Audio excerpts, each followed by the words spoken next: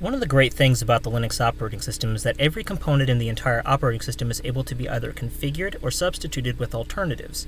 So this encourages a hacker culture where people are creating their own scripts or their own programs so they're custom tailored to their particular needs or wants, and share those things with each other. And the main language that's used to do all of this is the C programming language.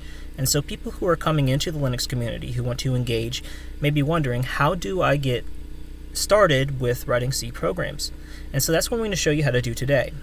The desktop environment that I'm using right now is XFCE 4, but that's not necessary to what I'm going to be showing you how to do today, because all we're going to be doing is working in the terminal. Before you can get started with writing C programs, you have to make sure that you have the necessary packages installed. If you're a new user, you likely are using a Debian-based system, in which case the way that you would install packages is through a program called apt. So first you want to do is update your repositories, and then you want to install these 4 packages right here. There's your build essentials, which contains your compiler and make, your man pages, which contains information about your functions. Say for example, if you wanted to look up the information about the puts function, you would say man3 puts, or the 3rd section corresponds to C library calls, so it would tell you all about that. And then you have git, which is used for version control, and check, which you can use for unit testing. Now, I'm on Arch Linux, so I have a different package manager, which is pacman, so I would have to run this command instead. And notice the names of the packages also changed a little bit here, so it's basedevel and man pages. Now, since I already have my project directory installed, but if you don't have a project directory yet, what you want to do is you want to make a new directory and then change into it with cd. So I'm going to hit cd, new project.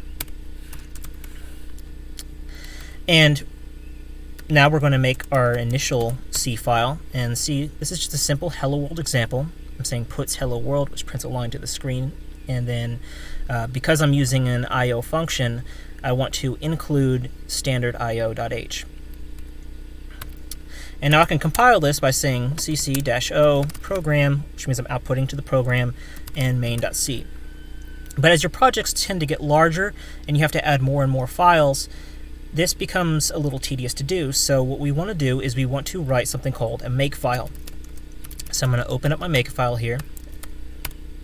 And the first rules that we're going to define are just going to be called our suffixes. And what this does is it says that files can end with these particular file extensions. And makefiles allow you to use these rules in order to determine how to translate certain files. So in this particular example, we've defined C and O files. And so we say that our source files include our main.c program, and then objects is the source files with an O extension instead of a C. And so we have a rule here that says that we can create an O file from a C file by running the C compiler, which is cc, passing in any options that we may want that are extra. We say that we're going to compile only, we're not going to link, and we're going to output to the file that we put in the same name. And we're going to use only one input, so the first input. And now to link the program, we're going to pass in our objects. We're saying it depends on these, and we're going to link with these particular options. We're going to output to this name right here, which is program. And because we have more than one file, we use this up arrow instead. That says include all of the files, not just the first one.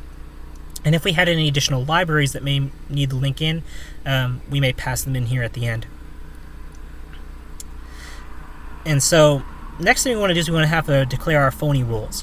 Now what these say is that these are phony targets. They're not real files, because everything that's a target in Makefile initially is considered to be an actual file. So we declare these as phony.